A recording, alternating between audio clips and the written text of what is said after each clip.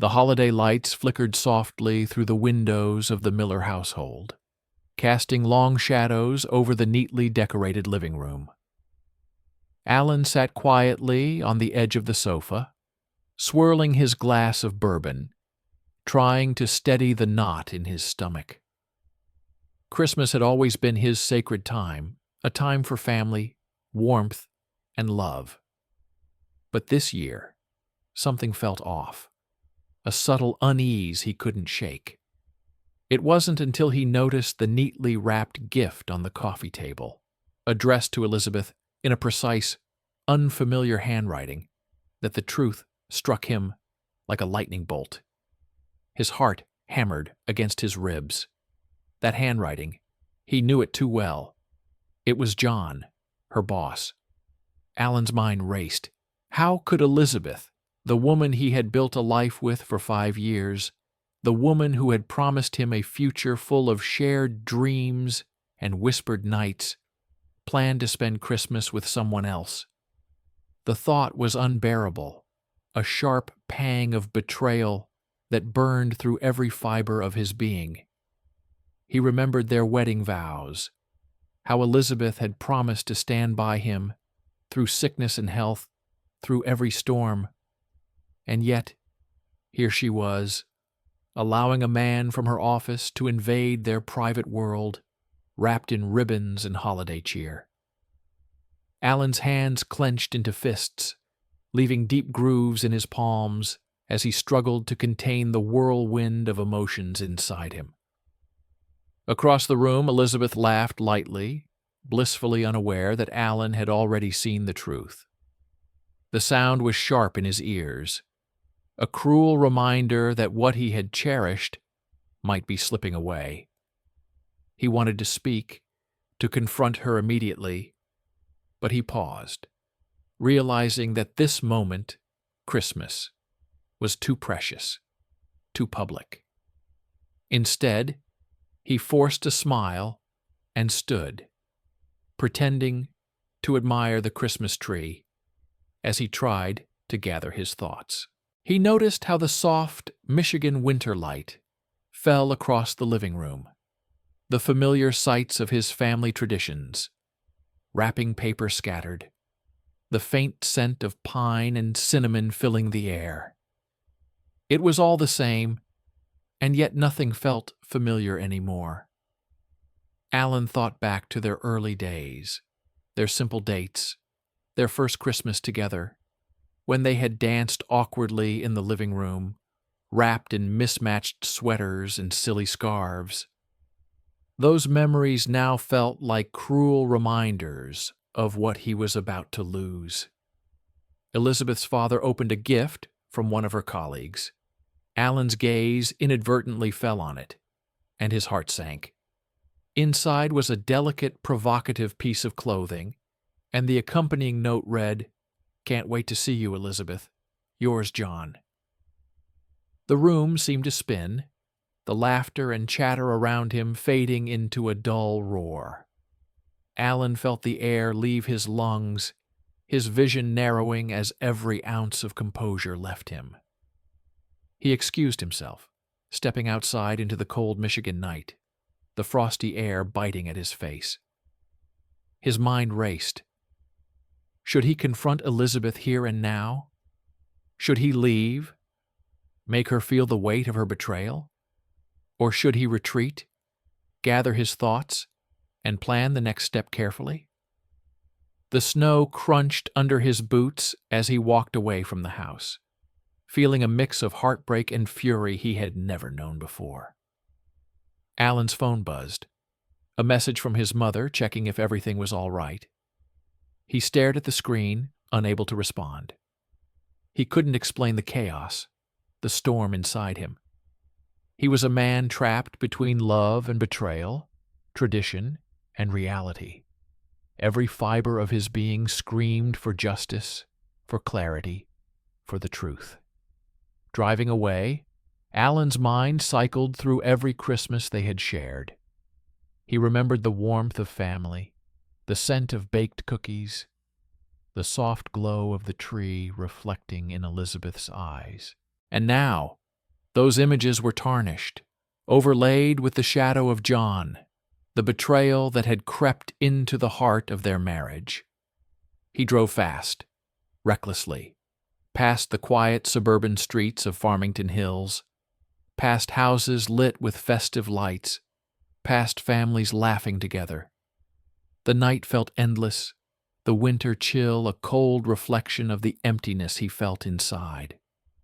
For Alan, Christmas would never be the same, not after this. As the miles rolled by, he realized something important. He couldn't let this pass quietly. Elizabeth had to understand the magnitude of her actions. The question wasn't only about anger. It was about survival, about preserving his dignity, about confronting the truth, no matter how painful. And somewhere deep inside, a spark of determination ignited. This Christmas, the truth would come out. And when it did, nothing would ever be the same again. The next morning, Alan returned home, the night's icy wind still biting at his cheeks. He walked through the front door with a controlled calm, hiding the storm brewing inside. Elizabeth was in the kitchen, humming softly as she poured herself a cup of coffee. Everything looked normal, too normal, and that made his blood boil even more. "Good morning," she said, smiling. "Sleep well?" Alan froze for a moment, studying her face. That same face that had once been the center of his universe now felt like a stranger's. "We need to talk," he said, his voice low, almost calm. But there was an edge to it, a subtle warning that made Elizabeth pause mid-sip. "About what?" she asked, though Alan knew she knew exactly what he meant. Alan's eyes didn't waver. "About John, and the gift. Don't try to lie to me, Elizabeth. I saw the note." Her expression shifted, a flicker of panic crossing her features, quickly masked by a forced, casual laugh. "It's just a gift from a colleague. You're overreacting." Alan's hands tightened into fists at his sides. "Overreacting? Elizabeth, the note said he can't wait to see you. Tell me that's professional. Tell me that's nothing." Her eyes darted away, and for a moment, the entire kitchen seemed to shrink around them. Silence stretched, thick and suffocating, before she whispered, almost too quietly for him to hear, "Alan, But he cut her off. "No, don't. Don't try to explain it away. I trusted you. I believed in us. And now I see the truth." Tears welled up in her eyes, not from fear, but from guilt. The facade of their perfect life was crumbling piece by piece. "Alan, it wasn't supposed to happen like this," she said, her voice trembling. "It was, I don't know. I made a mistake." Alan felt the world tilt. Mistake? A mistake could be forgiven. But a calculated betrayal, with secret gifts, and a man's name scrawled on a card, was something else entirely. "A mistake?" he repeated, voice rising. "You call sneaking around, lying to me, and—" He swallowed the lump in his throat, trying to keep control. "Destroying what we have a mistake?"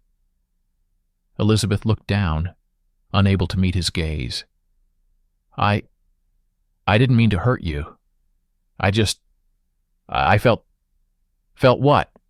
Alan demanded, stepping closer. His presence was a wall of tension, a warning of the storm to come. "Felt like betraying me?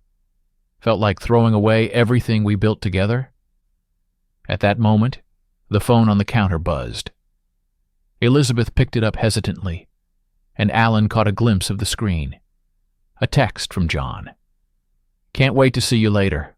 Don't worry about him." Alan's vision blurred with rage and disbelief. The betrayal was complete, laid bare before him, mocking every ounce of love he had poured into their life. He grabbed the phone from her hand. "Is this what I am to you? Nothing?" Elizabeth's lips quivered. Alan, please, But Alan didn't let her finish. He stormed out of the kitchen, slamming the door behind him.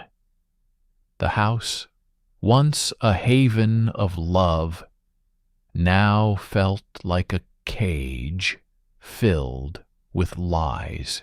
He drove away without direction, the roads of Farmington Hills blurring under the winter sun.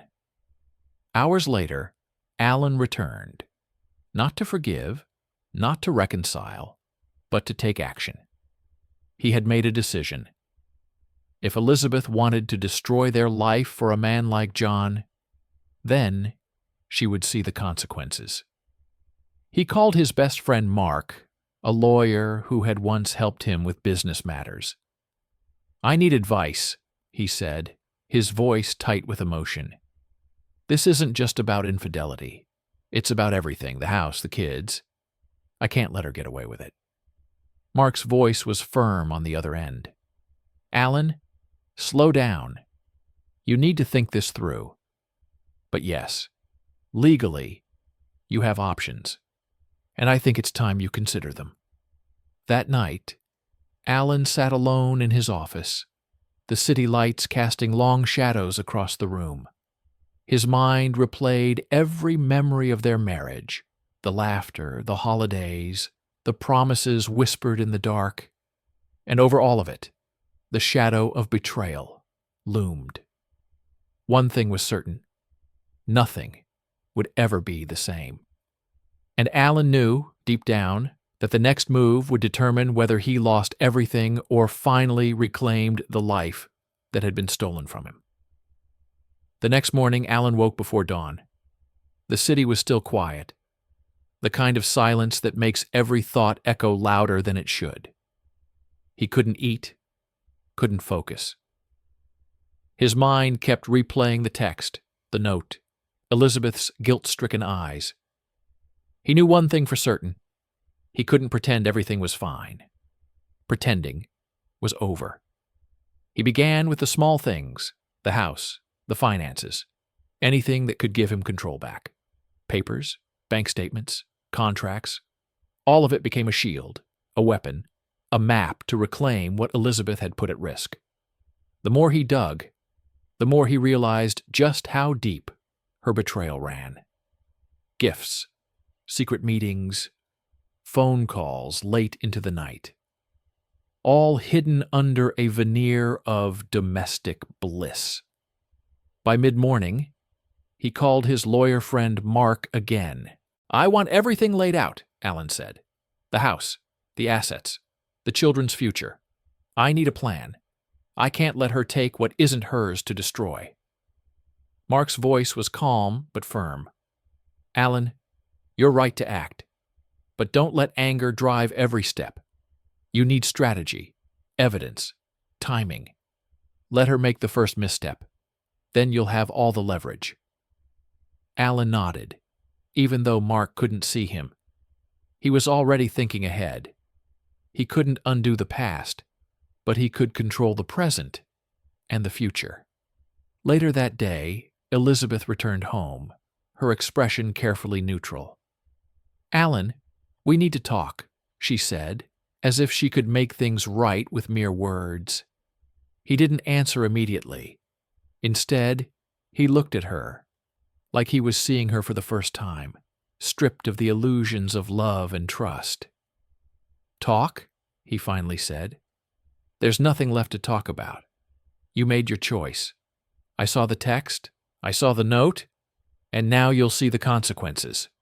Her eyes widened. "Consequences? Alan, please!" He cut her off. "No more lies. No more excuses. I'm not the man you can manipulate anymore. If you want to destroy what we built, you'll do it, knowing that I won't be left in the wreckage." Elizabeth's lips quivered, but she said nothing. The tension between them was almost physical, like a storm waiting to break. That evening, Alan met with Mark in his office.